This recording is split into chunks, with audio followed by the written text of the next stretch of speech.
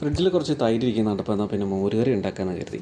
ചട്ടി അടുപ്പിലേക്ക് വെച്ചിട്ടുണ്ട്, എണ്ണ വെച്ചിട്ടുണ്ട്, കടുക് താളിക്കാം. ഇപ്പോൾ സാധാരണ ചെയ്യാറെന്ന് വെച്ചാൽ മോര് കറി ഉണ്ടാക്കി വെച്ചതിന് ശേഷമാണ് കടുക് താളിച്ച് ഒഴിക്കുക ചെയ്യുന്നത്. ഇപ്പോൾ അങ്ങനെയല്ല ഞാൻ ചെയ്യുന്നത്, തിരിച്ചാണ് ചെയ്യുന്നത് കേട്ടോ. അപ്പോൾ അതേ പച്ചമുളക് കൂടി ഇട്ടിട്ട്, എനിക്ക് പച്ചമുളകൊക്കെ ഇങ്ങനെ ചോറിൽ ഞെവിട്ടി കഴിക്കുക എന്ന് പറയുന്നത് ഭയങ്കര ഇഷ്ടമാണ് കേട്ടോ. അപ്പോൾ അത് പച്ചമുളക് ഇട്ടു, കറിവേപ്പില ഇട്ടു, ഉള്ളി ഇട്ട് മൂപ്പിച്ചിട്ടുണ്ട്, പിന്നെ ഉണക്കമുളക് കൂടെ ചേർത്തിട്ടുണ്ട്. ഉണക്കമുളക് ചേർത്തതിന് ശേഷം നമ്മുടെ ജീരകവും ഇഞ്ചിയും പച്ചമുളകും പിന്നെ വെളുത്തുള്ളിയും കൂടെ ചേർത്തിട്ടുള്ള നമ്മുടെ തേങ്ങ അരപ്പ് അതിലേക്കിട്ട്, തേങ്ങ അരപ്പ് ഒന്ന് നന്നായിട്ട് തിളച്ച് വന്നതിന് ശേഷം മാത്രം നമുക്ക് തൈര് ചേർക്കാം. ഇതൊന്ന് നന്നായിട്ട് തിളക്കട്ടെ. അപ്പോൾ അതുവരെ നമുക്കിങ്ങനെ ഇളക്കി കൊടുത്തുകൊണ്ടിരിക്കണം. ഓക്കെ, തിളച്ചങ്ങ് ഒരുമാതിരി ആയി പോരുത്. എന്നാൽ നല്ല ഇതിനകത്ത് ഒരു കമൻറ്ററി ഉണ്ടായിരുന്നു ചെയ്തുകൊണ്ടിരുന്നപ്പോൾ ഉള്ള ഒരാളുടെ.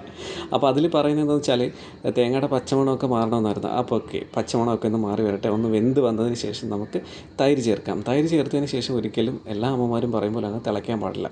ഓക്കെ, ഇപ്പോൾ നമ്മുടെ തേങ്ങ നല്ല രീതിയിൽ വെന്തിട്ടുണ്ട്. അപ്പോൾ നമ്മളിതേ തൈര് മിക്സിയിൽ അടിച്ചുകൊണ്ട് വന്നിട്ട് ചേർത്തിട്ടുണ്ട് കേട്ടോ. ചേർത്ത് കുറച്ചുകൂടെ ഒന്ന് ഇളക്കി ഉപ്പൊക്കെ ചേർത്ത് നന്നായിട്ട് മിക്സ് ചെയ്ത് അതിൻ്റെ നന്നായിട്ട് മിക്സ് ചെയ്യുമ്പോഴേ ആ ഒരു മഞ്ഞ കളറൊക്കെ ചേർന്ന് നന്നായിട്ട് വരുള്ളൂ അല്ലേ.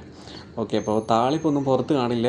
താളിപ്പൊക്കെ ആദ്യമേ ചെയ്തതുകൊണ്ട് റിവേഴ്സ് തിയറിയിലാണ് മോര് ഞാൻ ഉണ്ടാക്കിയിരിക്കുന്നത്. ഓക്കെ, അപ്പോൾ നമ്മുടെ മോര് ഉപ്പൊക്കെ ചേർത്ത് നല്ല സെറ്റായിട്ടുണ്ട്. അടിപൊളി മോര് റെഡി.